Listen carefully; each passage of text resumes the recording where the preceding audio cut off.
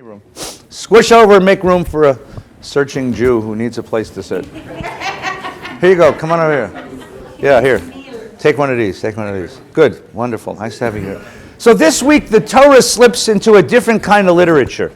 We have been dealing for all of the book of Genesis and the first half of the book of Exodus deals with with narrative. We're telling a story of the creation of the world. We're telling a story of the creation of the Israelite people. We're telling a story of this Israelite family, how they arrive in Egypt, how they're enslaved in Egypt, how they're freed from Egypt, how they arrive at Mount Sinai, how they enter into covenant with God. It's all been narrative. This week, no narrative.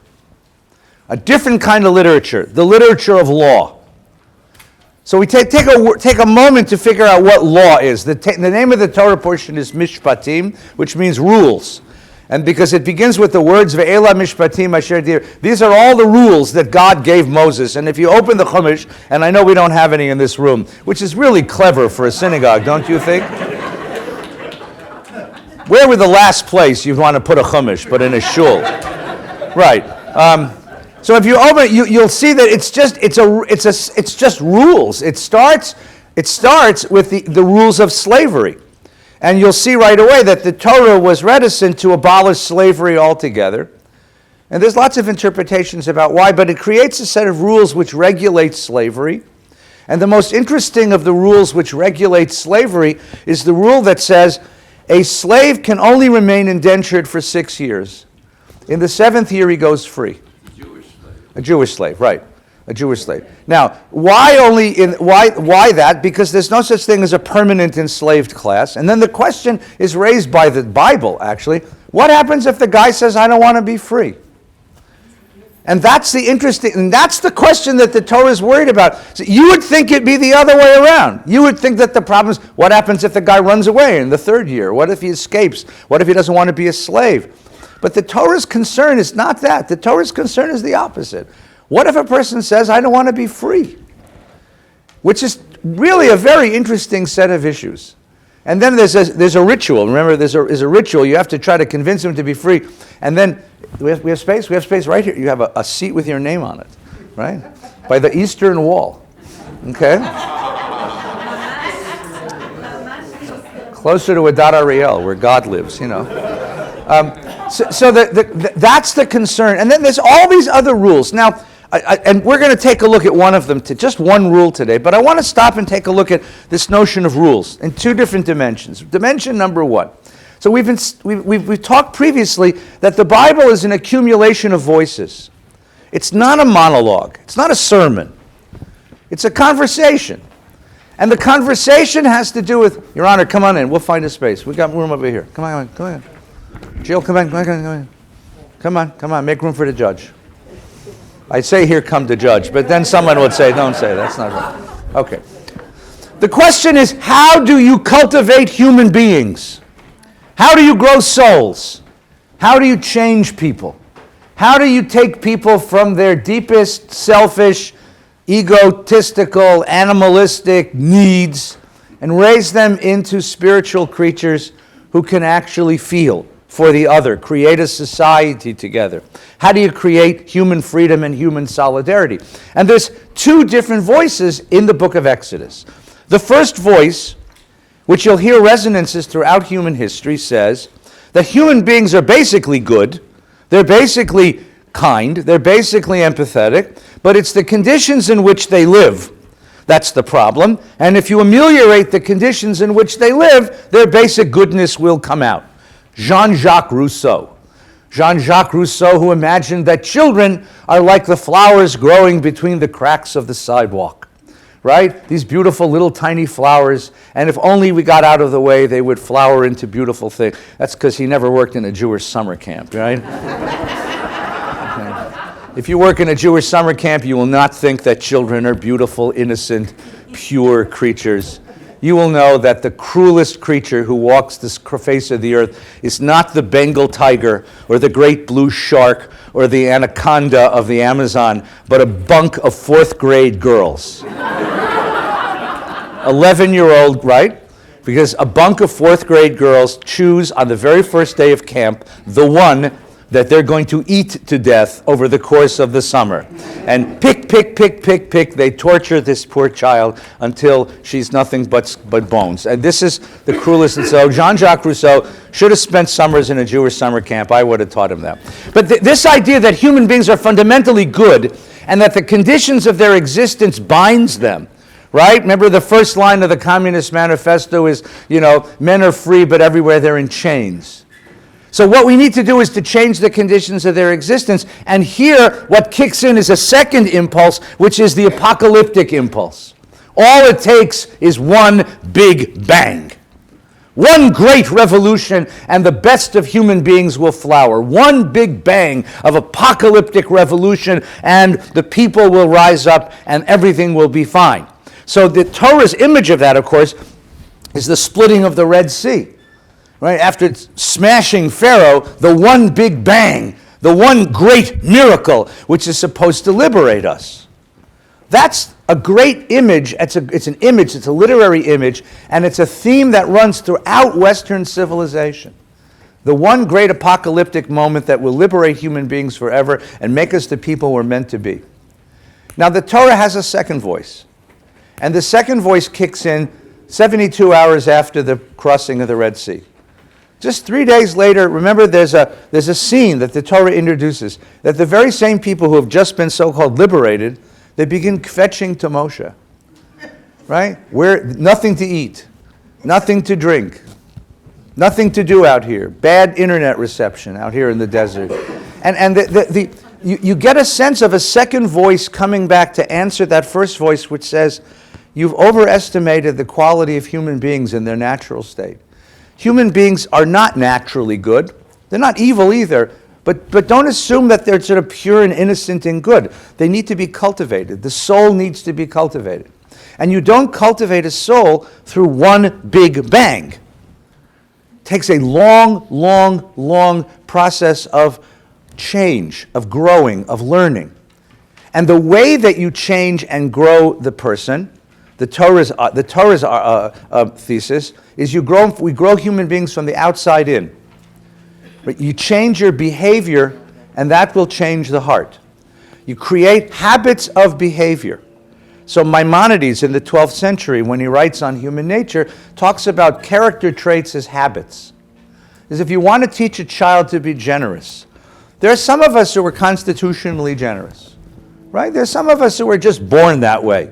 We're just generous souls. Most of us are not. Most of us hang on pretty tightly to our wallets. Take this from a rabbi, right? We hold tightly to our wallet. And you want to teach a child to be a giver, to be generous, what you do is you teach the child an act of giving. And then another act of giving. And then a third act of giving. And like most human behaviors, by the time it's the third or the fourth iteration, it becomes a habit. It becomes something which becomes habitual. It starts to become less of an act of will and more of an act of reflex. And that's how you cultivate character in a human being. You do it behaviorally. Now, there was a big argument about this one, by the way, and the argument was between the rabbis of the Talmud and the Christian community. If you read the end of the book of Matthew, at the end of the book of Matthew, which is the first gospel in the Christian Bible, Jesus says an interesting thing to his followers. He says, if you have a filthy pot, do you clean the outside or do you clean the inside? And Jesus says, well, you would obviously first clean the inside, and then maybe you'd clean the outside. But most of all, if you have a pot that's dirty, in order to use you want to clean the inside of the pot. The Christian impulse was to change human beings from the inside out. The rabbi's impulse was the other way around. Change them from the outside in. You get the same product in the end. But it's a question of the procedure. And you'll see this reflected in the biblical tradition. So what is the function of law? The function of law is the cultivation of habits, of certain moral habits that soon become part of moral character. Now that rests on a paradox. So here's the paradox. You ready? On the one hand, you need the law because you're not already perfect. You're not a generous person, so we're going to cultivate generosity. You're not a compassionate person, so we're going to cultivate compassion. You're not a community-minded person, so we're going to cultivate community-mindedness. You are not already perfect, so you need the law to teach you that moral habit and inculcate that character. However, because you are, but you are able to observe the law because you have that quality in you. You possess that quality, but in potential, right? You have the capacity to become generous. You have the capacity to become community-minded, capacity to be empathetic. So the paradox is you're not perfect, but you can be perfected. That's the paradox. Now, here too, there was a great argument with the Christian tradition. The Christian tradition came in through Paul and said, no, human beings can't be perfected. He said, we're basically allergic to this kind of treatment. You give a human being a law, and the first thing he does is think about how he's going to violate it. I say, eat kosher. And the first thought that comes to your mind is, a lobster would be nice, really now. Cheeseburger. That was Paul's idea. There's a sort of perversity of the human imagination that makes it impossible. The rabbis disagreed. They said, it's true that I might violate the law, but I'm always given the capacity to start again, try again, to begin again. And that's the whole notion of tshuva. All right, so far so good? Okay, that's dimension number one. So what is the purpose of law? The cultivation of character. And what is the purpose of the cultivation of character? The formation of a sacred community. Of a sacred community. And what is the function of the sacred community? To create heaven on earth. To change the nature of the world. To make God's vision come true. But you're not going to do it in one big apocalyptic moment, says this tradition. You're going to do it one tiny act of goodness at a time. And sometimes you have to be forced, you have to be pushed to do that act of goodness. Now this creates, here's the second dimension, ready? This creates a different idea of law than we Americans are used to. So let's take a moment and think about legal theory, okay? Come on in, how you doing? Good, Shabbos. So the English liberal tradition is based on which is our tradition, Thomas Jefferson and on, is based on the idea that human beings are born pretty much whole. We're born autonomous, independent, whole, developed human beings, and we enter society not because we need each other, but because we can do more together than we can apart. And as we enter society and realize that we can do more together than we can apart, we realize that there's friction in our common efforts. We bump into each other. So in order to keep us from bumping into each other, we're each willing to give up a little bit of our natural freedom in order to lubricate that friction, in order to make it possible for us to do things together. So, you have a natural, inalienable, God-given right to drive 60 miles an hour down Ventura Boulevard. You do. God has decreed it. Except, you know that if you do that, somebody will be driving 60 miles an hour up Balboa, and there will be friction. Right? You will enter that, you will both enter the intersection at the same time, each insisting on your inalienable right, and there will be, you ever been to one of these four-way stops? You know what a four-way stop? A four-way stop is a really, really interesting place to watch human nature. Because you're depending on people to be, considerate, giving, rule-abiding, right? And you get to, how you ever get to that stop and the guy goes who's not supposed to be going?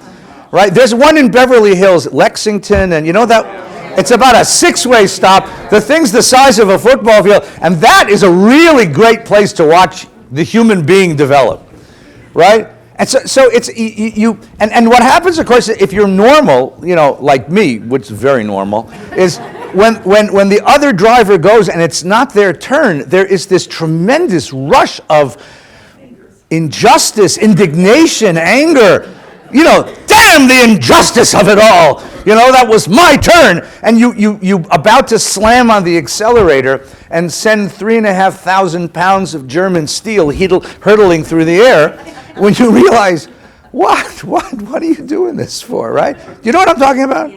Okay, good. So that's called, so in steps law, and law lubricates because we give up our freedom in order to cooperate in creating a society, because the society can do things that as individuals we can't do. So I come to the stop sign and I stop. I stop because I want to make sure that this human transaction comes through. But the English liberal tradition from which we are derived, America, says that therefore law is a concession to human selfishness. Right? It's the concession to the need to work together, and therefore as we only need as much law as we need to regulate human interactions. More law than that we don't need. So that English liberal tradition objects when a law is imposed that isn't for the specific task of regulating that transaction. And frankly, that tradition always looks askance at the addition of every additional law, because every additional law is perceived as an imposition on my liberty. So what I'm trying to tell you is the following. I'm not being political, so don't get mad at me. But Mr. Bannon's statement this week is fully in keeping with a tradition of American philosophy, which is he called it the deconstruction of the administrative state. That was Mr. Bannon's statement at the CPAC. And he's right in terms of interpreting the American tradition of liberty, which is, right, as I'm driving up Ventura Boulevard, I'm in a hurry to get to somebody in Tarzana. I want to go visit somebody in the hospital or visit a family or get something done, and I'm hitting 100 traffic lights. From Sepulveda to Reseda Boulevard, there are God knows how many traffic lights. You are imposing on my liberty. And the deconstruction of the administrative state, if you can use my metaphor of Ventura Boulevard, is let's get rid of all these damn traffic lights so I can get to Tarzana quicker.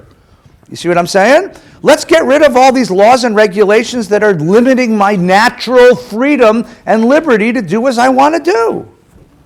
Now, you can argue back. That's okay if you're the guy on Ventura Boulevard going toward Tarzana, but if you're on Densmore trying to get onto the street, it's a little hard if there's not a light there. Okay, that's one. And number two, if you're one of the people who lives or has a store on Ventura Boulevard, you're not real anxious to see people whiz by at 60 miles an hour, which means there are other considerations that Mr. B might want to take into consideration. And I'm writing this stuff and sending it to him, of course, so he might be enlightened as you are. But this is fully in keeping with this American tradition of liberty. The Jewish tradition starts from a different place. You are not fully formed. In fact, you are not formed at all. It's the purpose of society to form you. And law is the tool of a society to create certain forms of human character. And law acknowledges that while you're not created, you have the capacity to be created in that way. So in that way, the imposition of a law is in fact a compliment to you, because it's another vision of human possibility.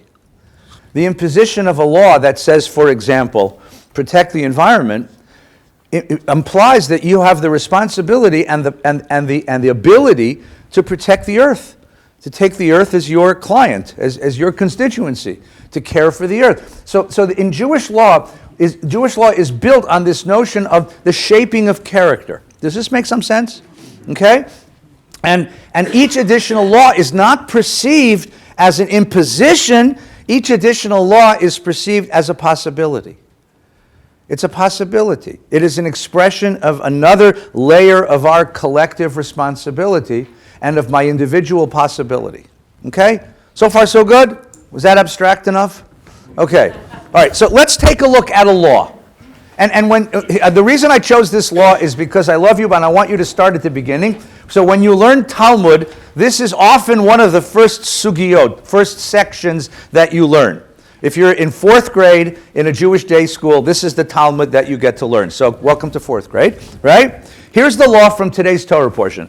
If you encounter your enemy's ox or ass wandering, you must take it back to him.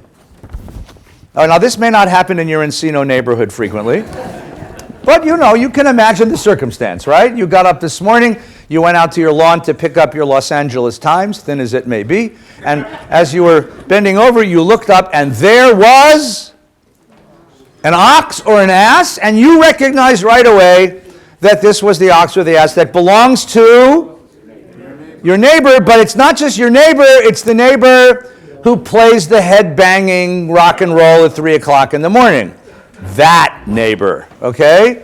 The neighbor that you're not particularly fond of, okay? It's not just any neighbor, it's your enemy. You see how that says your enemy? Everybody see that? It doesn't say your neighbor's ox or ass. It says your enemy. Now, why do you think they made it your enemy instead of just your neighbor?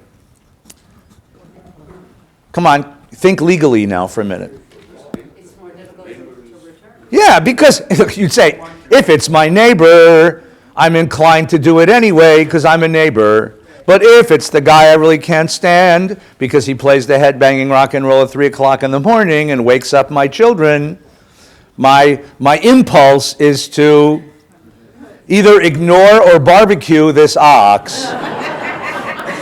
So the Torah has to come and tell me that even though you have that impulse, I want you to conquer that impulse and bring back the ox. Okay? When you see the ass of your enemy lying under its burden and would refrain from raising it, you must nevertheless raise it. That's a secondary law. Now, in those days, what happens is a farmer would load produce on the back of an animal. If he overloaded the animal, what would happen? The animal would collapse. Who has to help him raise it? The neighborhood. Okay?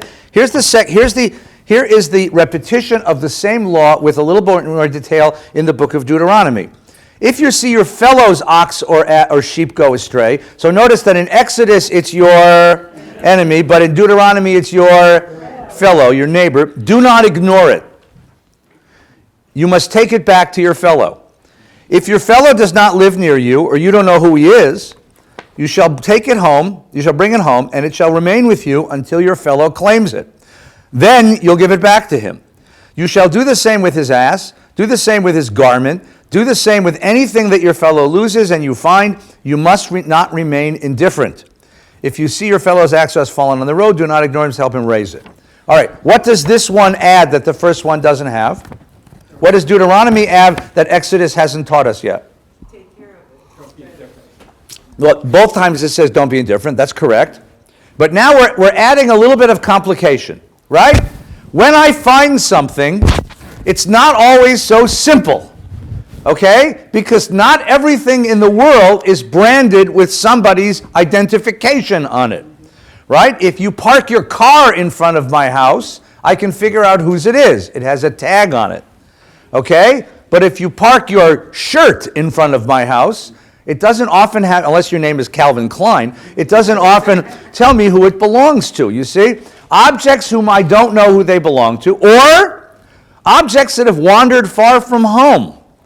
So now let's stop for a moment. And what's the basic law? The basic law is return lost objects. Okay? Hashevat avadim, it's called in Hebrew. Return lost objects. Okay? It's the opposite of that is finders, keepers, losers, weepers. What is the logic of finders, keepers, losers, weepers? Why is that a logic? That's actually a legitimate logic. What's the legitimate logic of that? Possession is 9/10 of the law. If I have it, it's mine. You have to prove to me that it's yours, right? Once I'm holding it, it belongs to me. It's in my domain. What's the logic of that? It's the closed fist. It's the closed hand. I have it in my hand. You can't take it away from me. It's mine, not yours. Watch two kids playing with blocks. This is very, very fundamental human morality. It's mine, I found it. Okay? But it was mine before. Well, it ain't anymore because you lost it and I got it and now it's mine. So what we're doing is a very interesting idea. What's the idea? Possession. Possession. What does possession mean? Possession means that I claim an object. What is the nature of my claim on an object or on a piece of land or on a country, if you will, right? What is the nature of my claim on the thing, and to whom do I appeal to adjudicate, to judge between competing claims on a thing? Because possession is not natural. There's completely nothing natural. It's there and I'm here. Possession is a socially constructed reality. Private property is a constructed social reality, right? I live in a particular house on a particular piece of land. What makes me the possessor of that land, of that house? There's a document that's filed with the county of LA that has my name on it. I can go to a court and use the power of the society to enforce my claim on the object. So, but the question is, what's the nature of possession? You see what's going on here? Okay, now ready? What are all the problems that happen when you find a lost thing? Anyone here ever found a lost thing?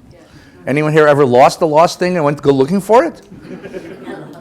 You ever have that expression, that experience? What, sorry, what? No, it's just You ever lost? thing. You ever lost an ox or an ass? Look on. Ass. An ox, by the way, in ancient Israel was a very expensive commodity. I mean, you're talking about you're talking about a Lexus, okay? Right? So you lost something very valuable. But anything, you've ever lost something, you ever found something? Anyone ever found like a wallet in a gas station, right? Or ever found when I was a baseball mitt when I was a kid, right? You know, what? Cell phone. Cell phone. Car lost in the garage. Car. What? A car lost in a parking garage. A car lost in a parking lot. Yeah. Now, what are the complications? So let's think just for a minute, before we get to the Talmud, tell me what the complication, the Bible says, or if you find it, give it back.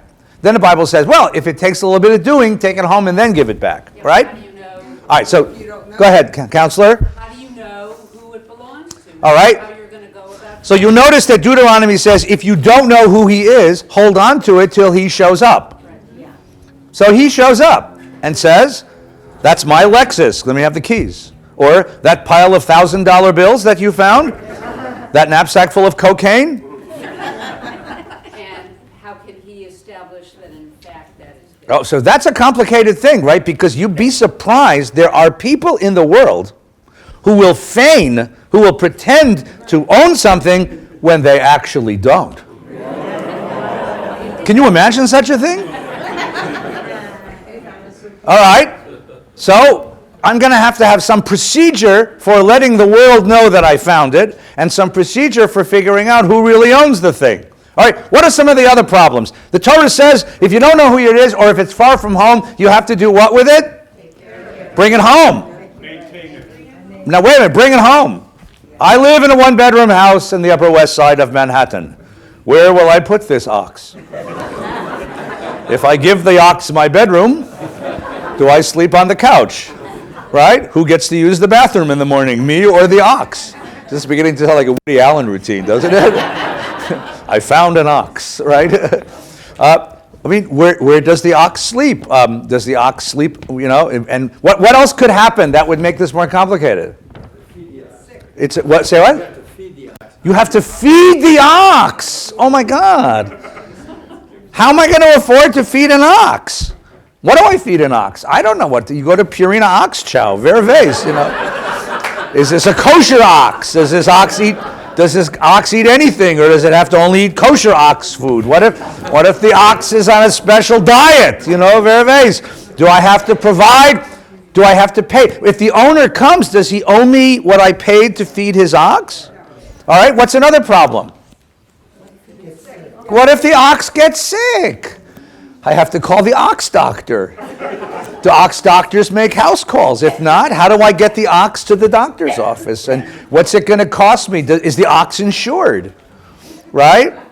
If the Republicans repeal Obamacare, how am I going to pay for the ox's care? If they don't repeal Obamacare, is it covered by Medicare? Is it not covered by Medicare? How would I know this, right? These are silly. These are not silly. What if the ox is a mommy ox?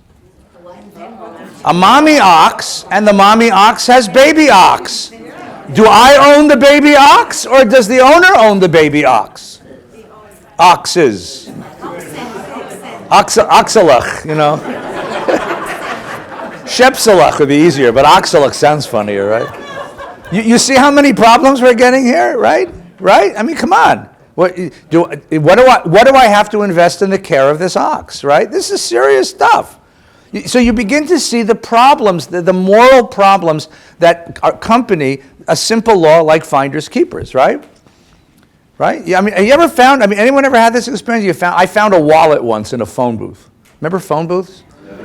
back when phone booths existed, I went into a phone booth to make a call, and there was a wallet sitting there. No money, just the wallet. And it had driver's license in it, so I had the person's number, the person's name.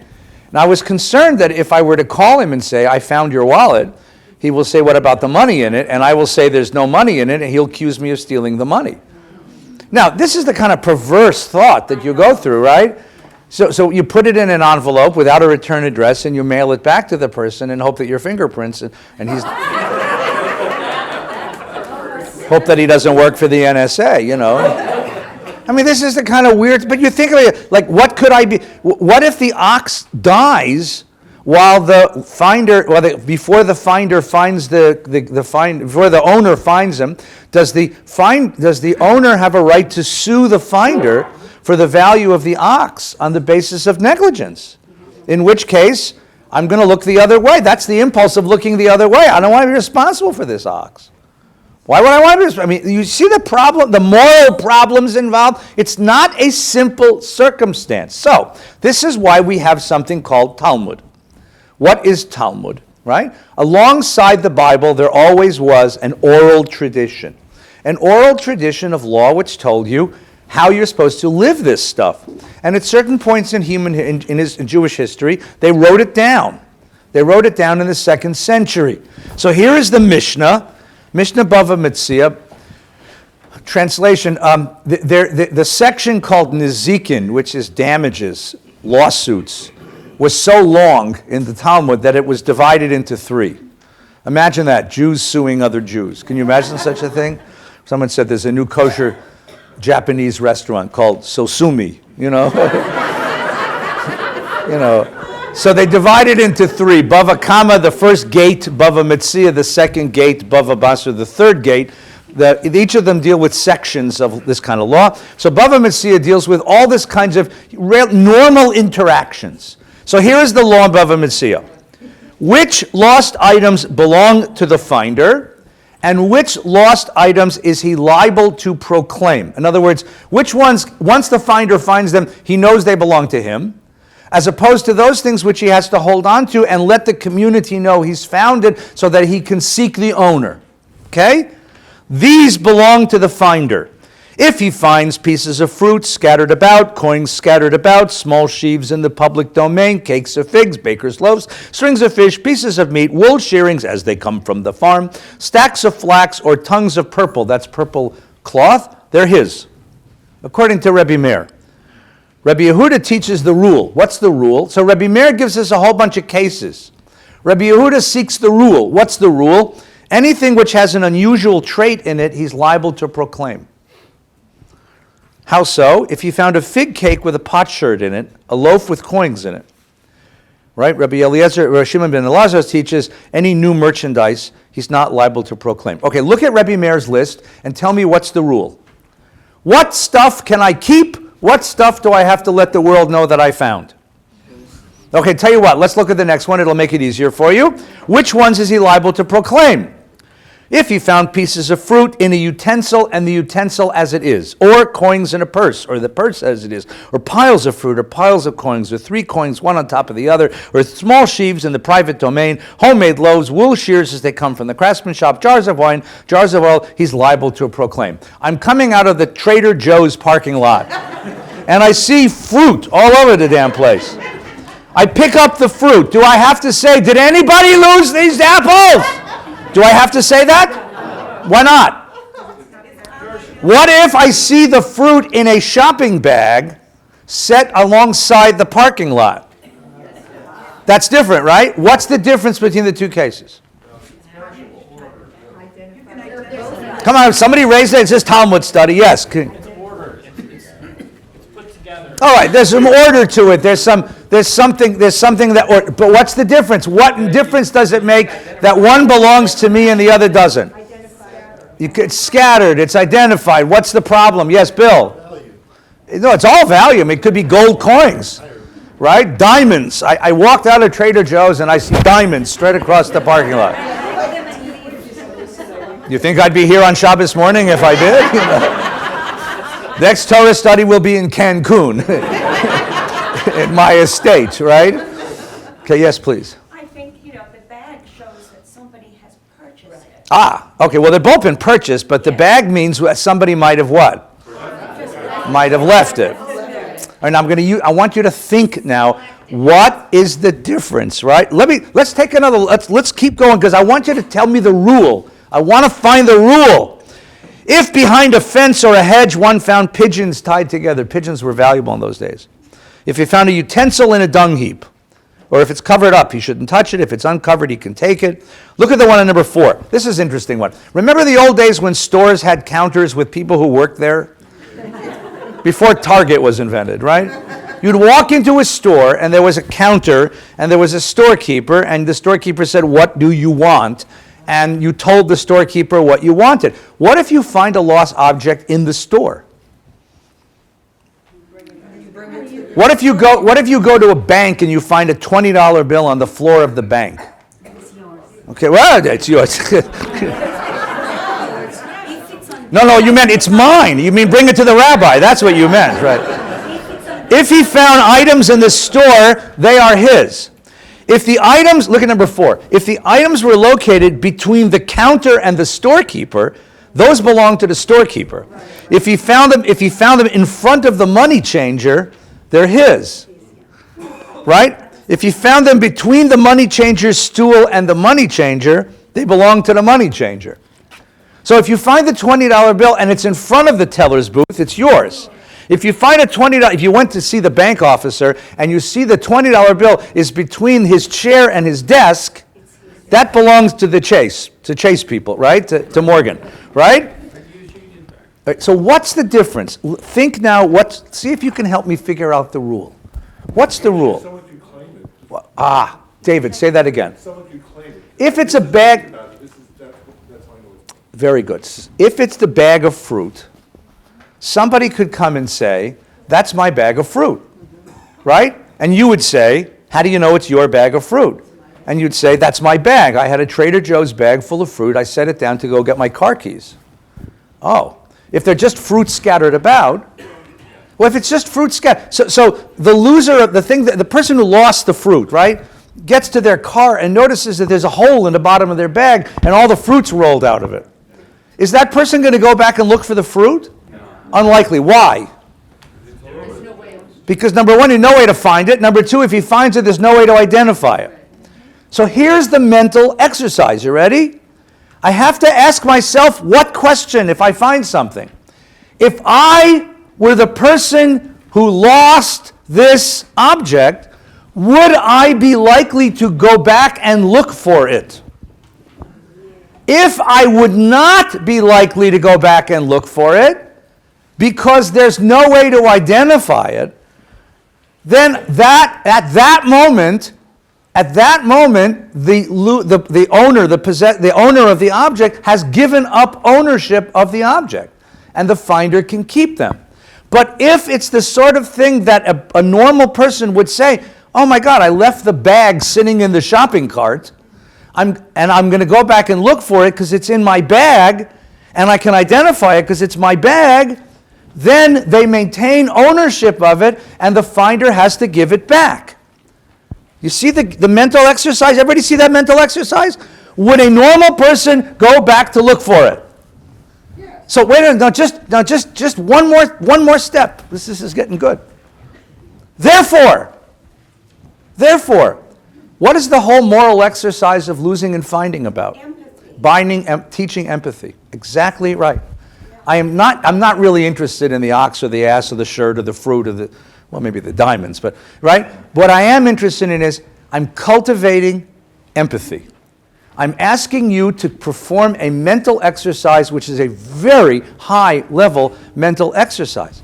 If I were that person, what would I be thinking now? Would I go back to look for it, or would I give up on it? If I would give up on it, then the object belongs to the finder. If I would be likely to go back and look for it, then the moral obligation is to protect it until the finder comes back, or proclaim that you found it and let the world know. So the point isn't the object itself, the point is the mental exercise.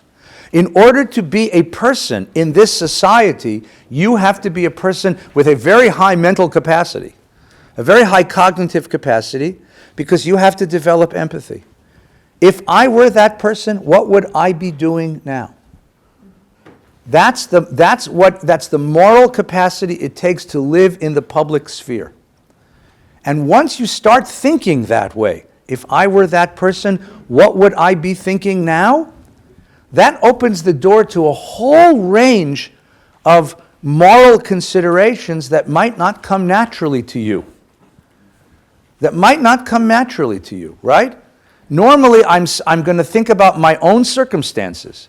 But once I start thinking about if I were that person, what would I be thinking? Now I start looking at the world through lots of different eyes. And I imagine the world in lots of different ways. Right? I can say I live on a certain level of wealth and prosperity, but what would it be like to be poor in this society? Or I live a certain level of health. What would it like to be sick? Or I live a certain quality of life because my skin is a certain color. What would it be like to live with a different color skin? Once you open the door to that kind of thinking, you create a very different kind of person, a very different kind of moral personality. And watch what the Torah did and the Talmudic tradition did. It's not going to use a fancy highfalutin sermon to teach this. It's going to use the most simple moral transaction. Finders, keepers, losers, weepers. Okay, Wendy, you had a question. Sort of. You want to gather your thoughts a minute? No. Okay, go ahead. They're gathered, I just, Okay, go ahead. so, I get this, Ed. Good.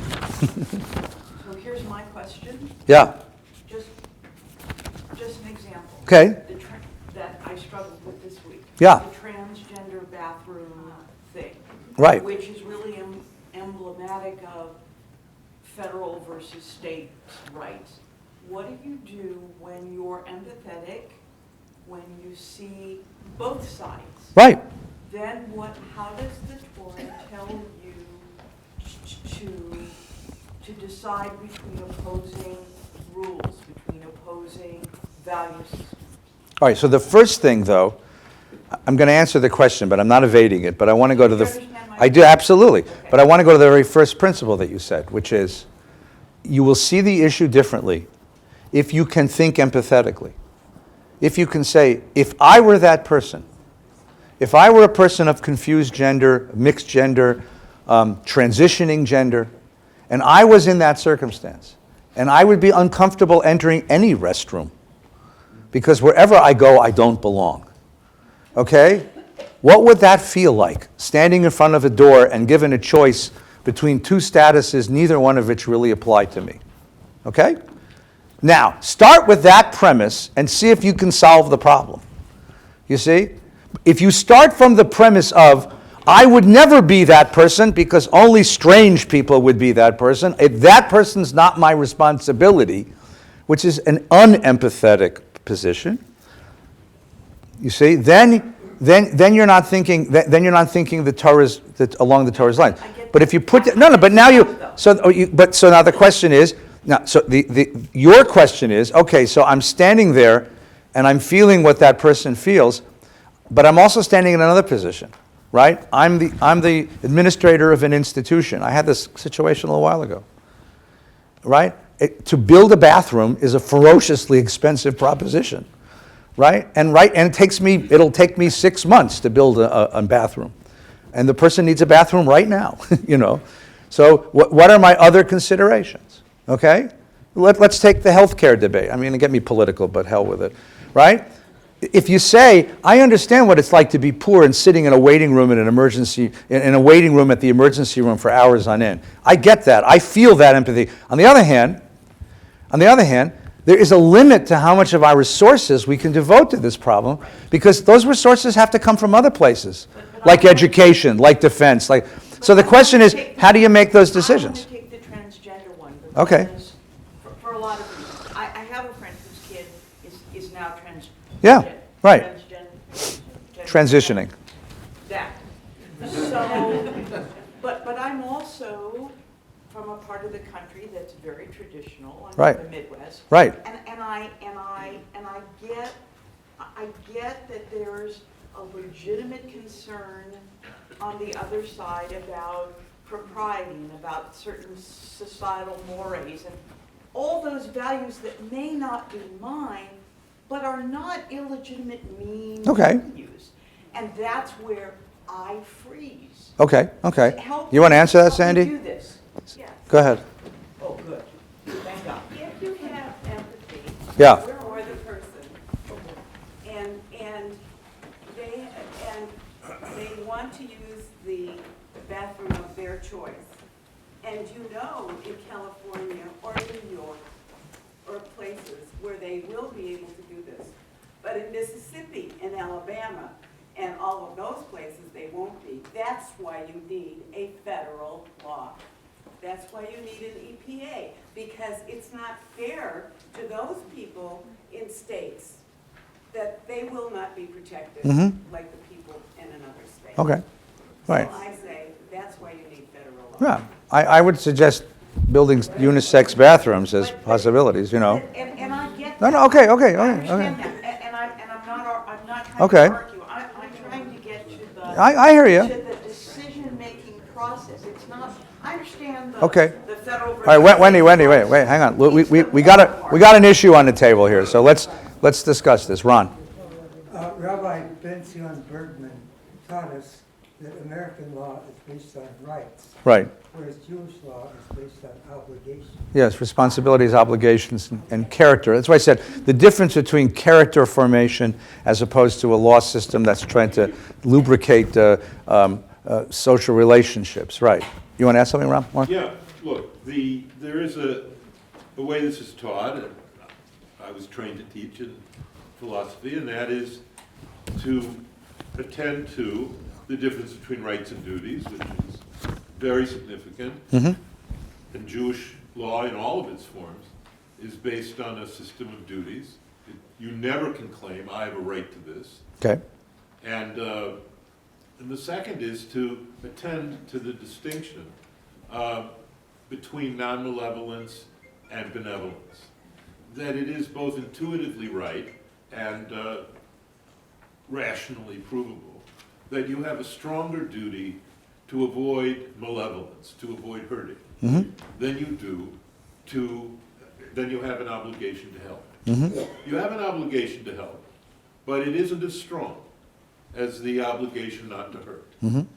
And that applies on almost all the levels of ethical decision-making that have been brought up. If you want to get rid of all of your personal property and give it to the poor, that's fine. But you don't have an obligation to do that. Okay. You have an obligation not to hurt them.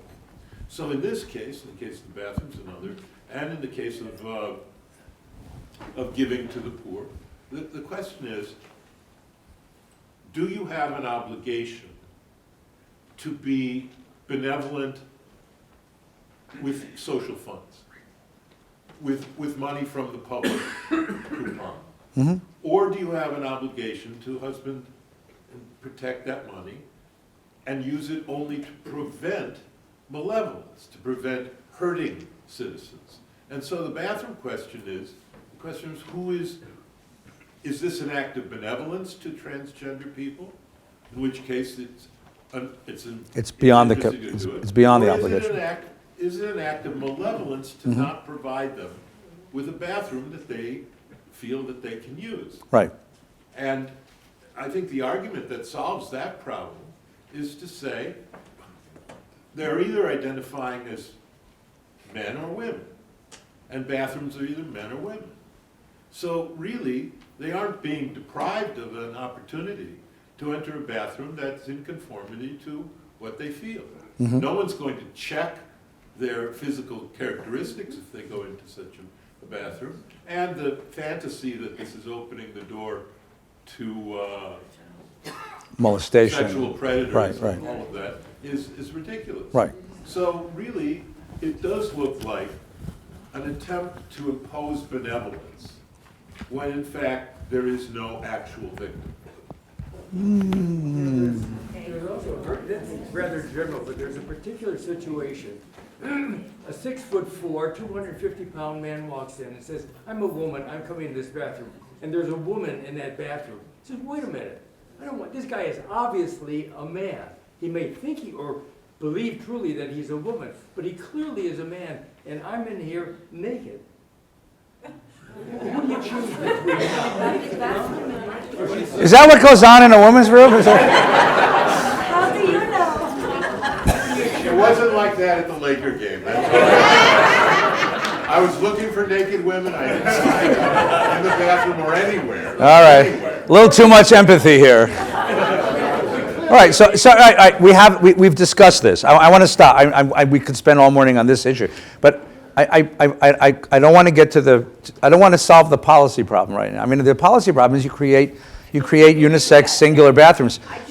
I get it. No, I heard you. I heard it. Turn the page over. I want to go a little farther with this. Look at page 2. Ready?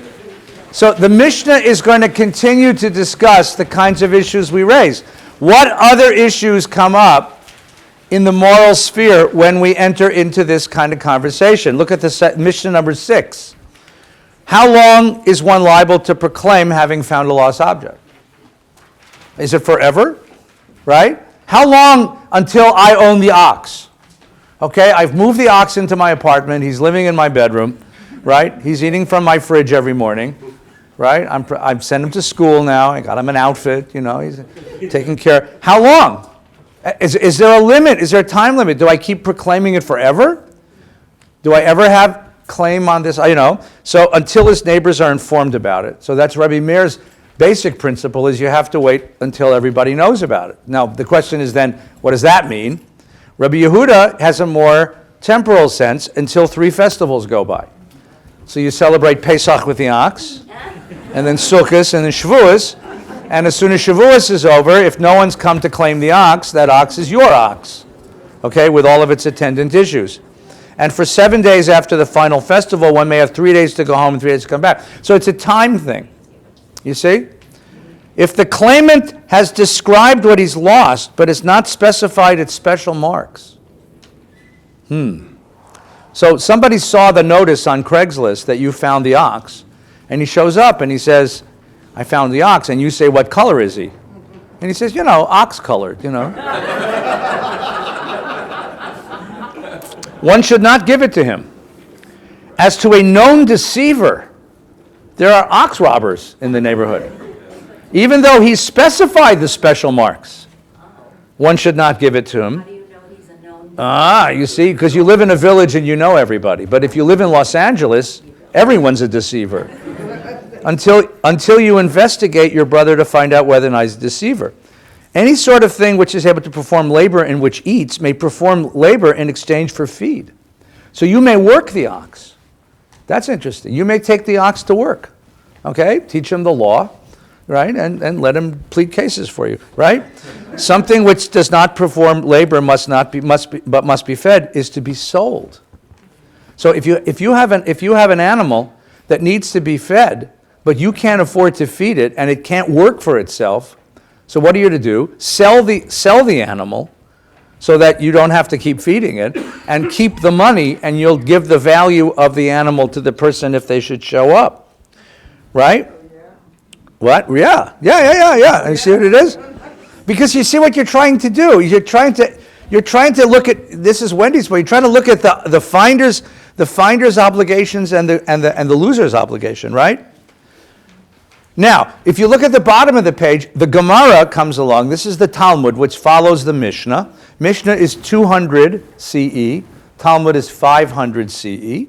The Talmud took these laws and started messing with them. Now, the first thing the Talmud's going to do, this is actually a kid's exercise. This is smart-ass 13-year-old who asked this question. You said that if I find fruit scattered about, it belongs to the finder. How much fruit and how scattered? Right? I mean, only a 13-year-old would ask you that question, right? Right? A cob within 4 cubits. What kind of case is meant if the fruit appears to have been dropped accidentally? All right, so you're starting to get into the technicalities, right? Right. Rabbi Yirmiyah, at the bottom of the page, Rabbi Yirmiyah is a famous rabbi. He got thrown out of the academy for asking stupid questions. Not stupid questions, but like snarky questions, right? What if one finds a half a cob over 2 cubits? Get out of here, Is the reason for the cob over, and it goes on. Now, if you'll turn the page to Maimonides on the back, he introduces something which we haven't talked about yet. There's a whole dimension we haven't talked about yet, which is, what if we live in a pluralistic society? What if we live in a multicultural society? What if you find the object that belongs to somebody from another culture and they have a different set of rules? How do you negotiate the difference between, in a society between, remember, the Talmud is written in Palestine, in Israel. It's basically a Jewish community. Maimonides living in Spain. There's Muslims, there's Christians, there's people of other cultures. He's living in Spain and then in Egypt. So the question then it becomes, well, what's my obligation to return the lost object that belongs to somebody of another faith, of another culture? Do I have the same empathy for that person that I would for somebody internally? Is this a human obligation or just a Jewish obligation? In other words, is it an obligation that extends to the other? So we're going to have to stop here, but let me go back to the point that we started. Look at the very beginning again. Now when you read this, you have a whole different vision of what's going on here. If you encounter your enemy's ox or ass wandering, and by the way, you didn't talk about the fact that it's the enemy. Am I supposed to have empathy even for someone I can't stand? Someone who has wronged me in the past? Right? Well, don't say of course. If everybody was nice as you guys, it would be easy, right? Okay? So what's going on here is the following. The Torah is going to use the most simple law of moral transaction to shape the most profound moral characteristic, the most profound moral capacity. And what you're talking about is this notion of moral capacities, moral habits, moral virtues. Moral virtues aren't just, a feeling of being nice to people. Moral virtue is a pattern of thinking that I begin to enter into. And what the Torah is trying to say is that when I enter into the public sphere, I have to be habituated to this pattern of thinking. How would it be to be you? How would it be to be him? How would it be to be her? Because once I start asking myself, how would it be to be them, I become a very different citizen and a very different moral actor in the world.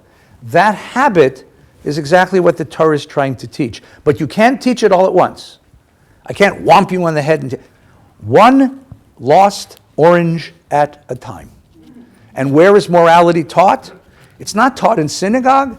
It's not taught in classrooms. It's taught in the parking lot of Trader Joe's. Right? Did anybody lose this orange?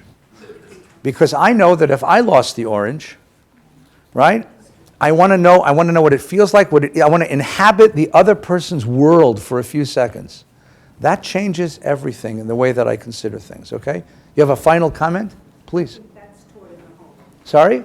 That is taught in the home. I think it's taught in the home, but I think it's practiced out in the world. Right. Early enough, exactly what you've been talking about. Yeah. That child is, and Jewish people tend to do that. It's like- Yeah, notice that there's no guilt in this. That's why it's not a Jewish home, right? It's not shame on you, you ate the orange, right? Right? That's exactly right. Let's have a good Shabbos together. Take care, everyone.